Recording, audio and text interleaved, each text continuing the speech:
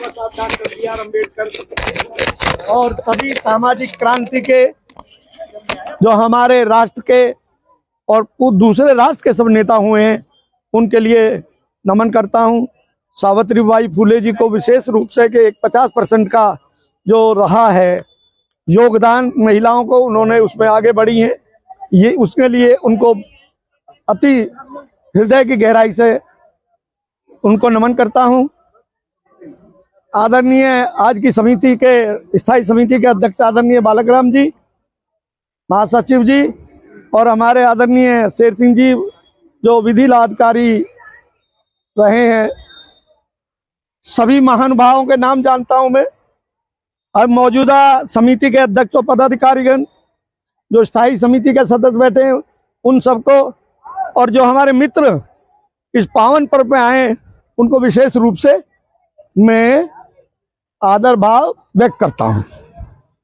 महोदय जी, आज का दिन भारत के सभी नागरिकों के लिए, महिलाओं के लिए एक ऑक्सीजन का काम कर रहा है। संविधान जिंदाबाद। ये ऑक्सीजन है जिससे हम जिंदा हैं, वरना संविधान नहीं होता तो हमें ऑक्सीजन नहीं मिलती, हम शायद ही इस समाज में या इस जगह बैठे हुए नहीं होते। आज परंपरा उस साइड बढ़ रही है कि दो तरह का मिशन चल रहा है और हजारों साल से चल रहा है कि मनुवाद और अम्बेडकरवाद। मनुवाद पूर्ण रूप से हावी हो रहा है और तो भी है। आप पत्र में मैंने भी पढ़ा जो बताया मान्यवर जी ने कि बसंत पंचमी को उसको डिक्लेयर किया जाएगा, ऐसा कुछ मैंने भी मेरे व्हाट्सएप पे भी आया है। चाहे वो बोगस हो या कैसा ही भी हो, पूरी तैयारी से है। तो मैं इसलिए कहता हूं कि बाबा साहब का जो आज का दिन है, जो संविधान दिवस का है, इसकी सबको हार्दिक शुभकामनाएं हैं।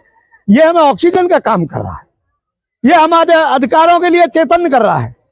अगर ये ना हो तो आप जो है किसी भी अधिकारी या किसी भी व्यवस्था में जाके अपनी बात, संविधान में बोलने का अधिकार है, शिक्षा का अधिकार, स्वास्थ्य, पूरे इतनी कोई एक चीज छोड़ी नहीं है बाबा साहब ने। जितनी जीवन में संघर्ष झेला, जितना उनके बीच उन्होंने अपने व्यक्तिगत संघर्षों से और उसके लिए अडिग रहे। अगर पूरा उनके खिलाफ जो सदन था वो भी अलग उसके विरोध में था, तो बाबा साहब जैसा शेर उन्होंने उसमें अपनी बात को, इस बहुजन समाज की बात को, इस महिला समाज की बात को, सबको उन्होंने अपने उसमें ऐसे शब्दों के मोती की तरह धाराओं को जोड़ करके दिया गया है। अब मैं आता हूं अपने विषय पे।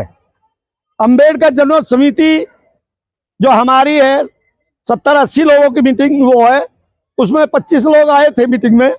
ये तय किया गया था, मगर ये कोई हार्ड एंड फास्ट नहीं है, ये कोई भारत का कॉन्स्टिट्यूशन नहीं बन गया है। विचार लिए जाएंगे और विचार लेते समय ये भी देखा जाएगा कि पिछली व्यवस्था में जो आदमी बोलता है या अपने विचार रखता है या उस बीच में विवाद पैदा करता है, उस पर भी विशेष ध्यान दिया जाएगा। वो पहले अपने गृहवाल में देखे कि मैंने समिति का कितना समर्पण किया है, सोचे तब अपनी बात कहे। पिछली संपत्ति का चुनाव हुआ था, मुझे उस बात का अफसोस है कि प्रत्याशी ने नाम वापस लिया, बहुत अच्छी बात है, ले सकते हैं,